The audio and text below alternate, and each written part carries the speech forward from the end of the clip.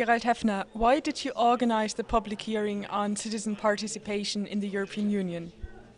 So if we look at the words, nearly everybody wants a democratic Europe. Everybody talks about we need more democracy in Europe. The treaties talk about democratic Europe.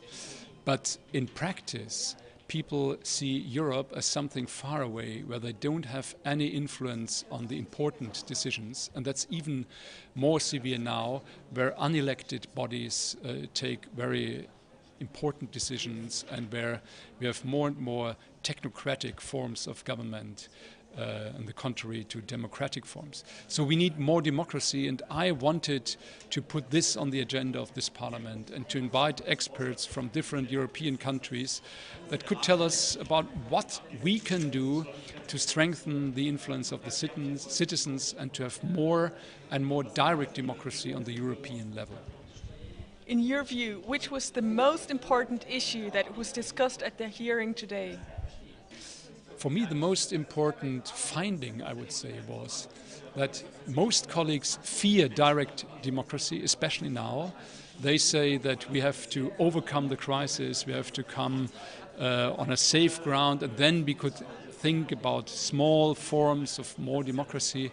So for me, the important finding was that there's nothing that would help us more in this crisis than democracy. More democracy always was a result of crisis, and mostly when you have a deliberative and democratic approach, when people can share decisions, can discuss decisions, you have much better decisions than without that. And what is even more important, one of the results of this crisis could be that Europe goes in a fragmentation, that it falls apart. But democracy unifies citizens in the way that it helps to integrate, to identify with Europe.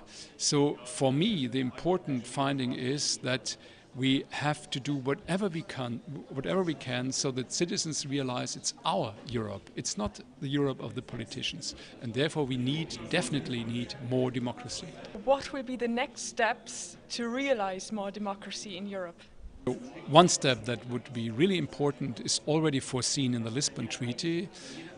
There it says in Article 48 that any further treaty changes should be discussed within a European convention. This convention could be a democratic assembly of citizens, parliamentarians, commissioners and members of governments in Europe.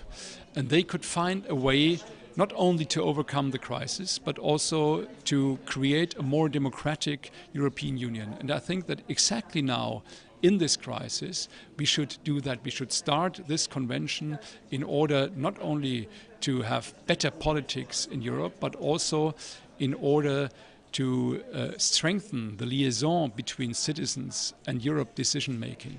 So this is what should be the next step. It's foreseen in the treaties, but they do not like to make it. We should call for it.